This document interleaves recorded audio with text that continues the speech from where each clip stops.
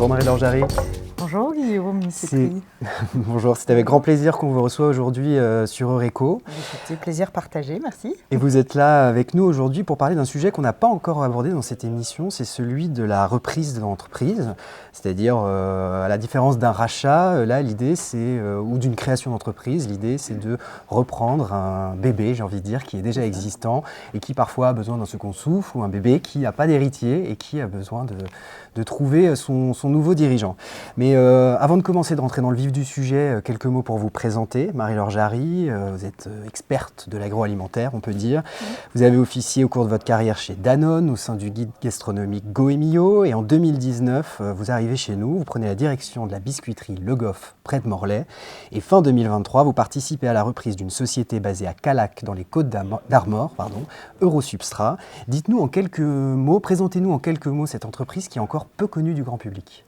Oui, alors en effet, peu connu. On est un des 3 fabricants de substrats pour champignons exotiques en Europe. On est seulement 3 à faire ce métier dans des volumétries assez importantes. Peut-être expliquez-nous ce que c'est un substrat. Alors un substrat, c'est un support de culture. Donc il faut imaginer, alors je vais être un peu simpliste, mais un gros ballot de paille d'une douzaine de kilos sur lequel vont pousser différentes espèces de champignons. Voilà, et Eurosubstrat en 2025 fête ses 30 ans, donc c'est une société qui a déjà prouvé et démontré son savoir-faire. En quelques chiffres, on fabrique 12 000 tonnes de substrat par an, on fait 6 millions d'euros de chiffre d'affaires et on exporte 50% de notre production, principalement en Europe, et on a aussi un client au grand export en Israël. D'accord, donc en fait, la moitié de la production du centre-Bretagne part partout en Europe. Exactement, alors je suis très fière et nous sommes très fiers chez Eurosubstrat Callac de dire que 50% de notre production s'exporte dans plusieurs pays en Europe et c'est une vraie fierté. Ouais. En termes de salariés, c'est combien de personnes aujourd'hui ? Une trentaine de personnes aujourd'hui. D'accord, donc vous venez de nous dire l'histoire d'Eurosubstrat n'est pas récente, c'est une entreprise qui fête ses 30 ans. Elle a été rachetée il y a une vingtaine d'années par Jean-Marc Gilloire qui ensuite vous a passé la main. Racontez-nous un peu plus en détail comment ça s'est passé, quand est-ce que ça s'est passé ? Alors ça s'est passé, c'est Xavier Lépine, le président fondateur du fonds d'investissement breton Braise Rebond, qui me contacte dans le courant de l'année 2023 en me disant qu'il est intéressé par ce dossier. Il voulait savoir si j'étais intéressée pour diriger l'entreprise. Donc j'ai commencé à regarder et plus je me suis plongée dans le dossier, plus ça m'a intéressée. Et puis voilà, j'ai fini par dire oui. Pour reprendre cette entreprise. D'accord. Vous nous dites plus j'ai regardé, plus ça m'a intéressé. Justement, qu'est-ce qui vous a intéressé ? Pourquoi est-ce que vous avez jeté votre dévolu sur cette entreprise ? Alors, ce qui m'a intéressé et même passionné, c'est que vous l'avez dit au départ, on est très peu à faire ce métier. C'est quelque chose qui est complètement unique. Souvent, les gens ne s'imaginent pas qu'il peut y avoir une production industrielle du champignon, parce que le champignon, on imagine ça un peu dans la forêt. On a une grosse culture du sylvestre en France, donc on ne s'imagine pas tellement comment ça peut être produit hors sol et tout ça. Et puis surtout, ce qui nous a fait venir communément aussi avec Braise Rebond, c'est que c'est un marché de niche. C'est un marché en croissance où il y a peu d'acteurs, où il y a peu de concurrence, parce que le métier est quand même assez capitalistique. Pour produire du substrat, il faut quand même avoir une assez grosse capacité d'investissement. Et surtout, on est dans le monde du végétal, qui est un monde en croissance, avec une possibilité de développement en Europe, dans le monde, aussi bien en termes de volume, mais aussi en termes de variété de champignons qui peuvent être proposés. Et ça, ce sont les principaux arguments qui nous ont fait venir. Oui, donc en fait, si je vous écoute, donc marché de niche, marché en croissance, donc en fait, des choses à faire. Oui, et peu de concurrence, donc avec plusieurs leviers pour aller chercher une vraie nouvelle étape pour l'entreprise. C'est justement la question que j'allais vous poser aujourd'hui. Après cette opération de reprise, l'objectif, c'est quoi ? C'est d'investir, c'est de développer, de moderniser, d'augmenter la rentabilité, tout ça peut-être ? Alors c'est une entreprise, comme on le disait, qui a fait ses preuves ces 30 dernières années, mais pour aller plus loin, elle a d'abord besoin de structure. Donc c'est une entreprise qui s'est développée de façon, on va dire, semi-artisanale, mais pour aller plus loin, elle a besoin d'être extrêmement structurée au niveau financier, au niveau commerce, au niveau administratif, au niveau des process, parce que tout est un peu à l'oral, pas trop formalisé, etc. Donc la première mission qu'on a, c'est déjà de structurer l'entreprise de l'intérieur pour lui faire franchir un cap. Et pour qu'elle franchisse un cap, il faut qu'en fait, Eurosubstrat passe d'un mode semi-artisanal à un mode industriel. Donc nous, notre ambition, c'est vraiment d'en faire une industrie. D'accord, bon écoutez, merci déjà pour ces premiers éléments. On va plonger un peu plus encore dans l'histoire d'Eurosubstrat. Mais avant de poursuivre, je propose qu'on écoute Romain Roux, journaliste au Télégramme et au Mensuel de Rennes, pour un point un peu pratique sur les reprises d'entreprise. Fusion, acquisition, transmission, reprise, il y a de quoi s'y perdre un peu. Alors, qu'est-ce qu'on entend par ces différents concepts qui, il faut bien le dire, se recoupent un peu? La fusion-acquisition, c'est quand plusieurs entreprises se rapprochent. L'opération permet à une société de grandir rapidement ou, autrement dit, de faire de la croissance externe. La transmission, c'est lorsqu'un patron cherche à organiser sa suite. Cela peut prendre plusieurs formes: le legs, la donation ou encore la vente. La reprise, en revanche, dans le langage courant, concerne plutôt ces entrepreneurs qui cherchent à racheter une affaire existante. On est là plutôt dans l'univers des PME. Il y a plusieurs cas de figure, soit une entreprise en rachète une autre, en totalité ou en partie, soit une personne physique reprend la gestion, par exemple un salarié ou une personne extérieure en reconversion. Dans la vie d'une entreprise, c'est un enjeu majeur puisqu'il est question de sa pérennité. D'après une étude de la CCI Bretagne de 2022, un tiers des entreprises bretonnes doivent être transmises ou reprises à moyen terme, soit plus de 200 000 emplois. Alors Marie-Laure Jarry, on vient de le dire, vous avez avec Braise Rebond repris Eurosubstrat en 2023, fin 2023. C'est ça, le 15 décembre 2023. D'accord, précisément. Pour permettre à l'entreprise de franchir un cap aussi, vous venez de nous le dire. Expliquez-nous un peu peut-être comment, avant tout ça, comment les choses se sont passées. Alors j'ai cru comprendre qu'on est venu vous chercher. Est-ce qu'on est venu chercher Braise Rebond aussi? Est-ce que Braise Rebond vous a appelé après, avant? Enfin voilà, racontez-nous un peu.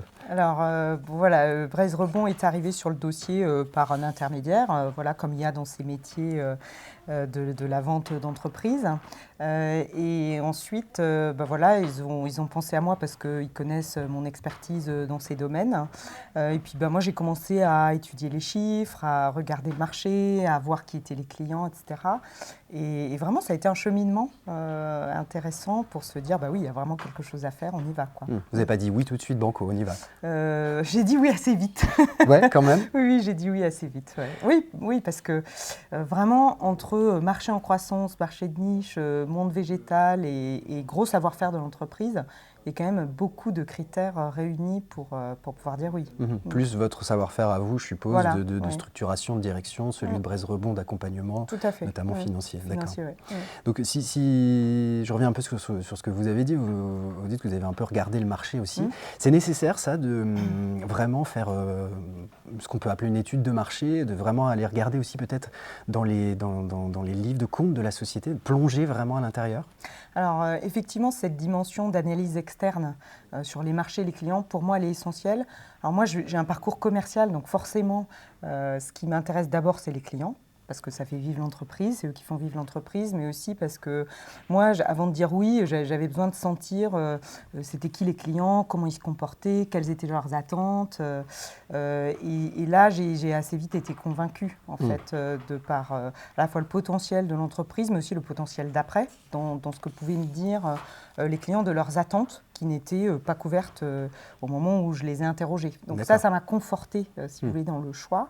Et puis après, il y a aussi une grosse analyse chiffrée, là, pour le coup, des chiffres de l'entreprise et du compte d'exploitation, parce que Eurosubstrat, c'était une entreprise qui, jusque-là, n'avait pas de direction financière.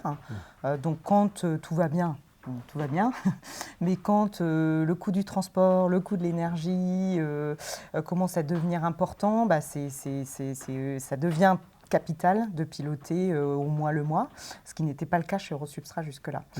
Donc l'analyse des chiffres m'a permis d'identifier un certain nombre de leviers dans le compte d'exploitation sur lequel il fallait qu'on priorise des actions. Ouais, donc tout ça, je suppose aussi, vous a permis d'établir une sorte de stratégie, ou en tout cas un fameux business plan, comme on dit beaucoup. Oui, absolument. Alors ces deux analyses-là, externes et internes, on peut dire, nous ont permis de fixer une première étape de là où nous voulions aller. Ouais. Alors l'autre question aussi que je me pose beaucoup quand on reprend une entreprise comme ça, c'est qu'on arrive avec une équipe qui est déjà constituée, avec des salariés qui ont des habitudes. Comment est-ce qu'on aborde ça? Comment est-ce qu'on les aborde abordent justement ces salariés? Alors les salariés, ils avaient beaucoup d'attentes parce que c'est une entreprise qui vivait dans le secret, avec assez peu d'échanges avec la direction, etc. Un peu à l'ancienne, À on pourrait dire. l'ancienne, voilà, exactement. Et donc eux, ils ont été, moi je les remercie parce qu'ils ont tout de suite été à bord avec moi sur la communication, sur les idées, sur les choses à dire, sur l'outil industriel notamment. Donc ils ont toujours, tout de suite, la grande majorité des salariés ont été très favorables à notre arrivée et au changement. Ils avaient besoin de changement. En fait, ils l'attendaient, je pense. D'accord. Ouais. Justement, parler de changement, c'est quoi les premières décisions que vous avez prises en arrivant? Alors, les premières décisions, c'est des décisions de mesure. Qu'est-ce que vous appelez, inventaire mensuel. Voilà, on a commencé à mettre en place des suivis financiers, de production, voilà, d'un peu tout, des horaires, enfin voilà, un peu tout ce qui font, on va dire, les critères de suivi de l'activité d'une entreprise, les tableaux de bord du commerce, le compte d'exploitation mensuel. Enfin, voilà, tout ça, on a commencé à le mettre en place, le suivi. Et ça a été la première partie. Et puis assez vite, il y a des salariés qui ont voulu continuer, d'autres pas. Enfin voilà, donc assez vite, chacun s'est positionné, on va dire. Et puis aujourd'hui, on a vraiment une très belle équipe engagée à nos côtés dans la vision qu'on porte. D'accord. Et tout reste à faire, je suppose. Tout reste à faire, absolument. Bon, écoutez, merci beaucoup Marie-Laure Jarry pour tous ces éléments. Avant de terminer, je vous propose qu'on écoute le plus de l'expert Banque Populaire Grand Ouest. Avec plaisir. Comment sécuriser ses activités à l'international? La conquête de marchés étrangers implique d'intégrer des paramètres spécifiques afin de sécuriser les opérations. De nombreux éléments sont à considérer, tels que le risque de fabrication, de non-paiement ou de fraude, l'éloignement géographique, la langue, la réglementation, le transport ou encore la devise du contrat. Alors, comment appréhender ces contraintes? Si l'on prend le sujet des contrats en devise, l'enjeu sera d'éviter pour l'entreprise française de subir la volatilité de la devise du pays concerné. La banque peut alors proposer une solution de couverture du risque de change et ainsi préserver la marge de l'entreprise. Par ailleurs, les intérêts du vendeur et de l'acheteur peuvent différer, parfois exacerbés par le pays ou la valeur du contrat. L'un souhaite être payé rapidement, tandis que l'autre veut vérifier la qualité de la marchandise avant de régler. Les modalités de paiement sont essentielles dans la négociation d'un contrat, surtout avec l'étranger. Le rôle du conseiller international permet de déterminer avec l'entreprise la technique la plus adaptée pour l'opération. En conclusion, la banque joue un rôle crucial dans la maîtrise des risques. La clé de la réussite, évoquer son projet le plus en amont possible. C'est la fin de ce numéro d'Eureco consacré à la reprise d'entreprise. Contrairement aux acquisitions qui permettent de faire grandir les groupes, une reprise permet à une entreprise d'éviter la fermeture et lui donner un second souffle, voire un second avenir. Comme d'autres sujets dans le monde du business, celui de la reprise d'entreprise s'est structuré au fil des années. Des cabinets de conseil dédiés se sont montés, des structures financières, des formations et même des salons. À Rennes, on pense notamment à Entreprendre dans l'Ouest.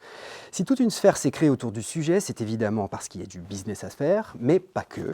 Selon le ministère de l'Économie, 30 000 entreprises souvent viables meurent chaque année faute de repreneurs. C'est 50% de la totalité des disparitions d'entreprises par an. L'enjeu est donc de préserver ces sociétés, mais aussi leur savoir-faire et surtout leurs emplois, à l'heure où le chômage est en hausse et où le gouvernement cherche à tenir la promesse d'Emmanuel Macron du plein emploi en 2027. À bientôt.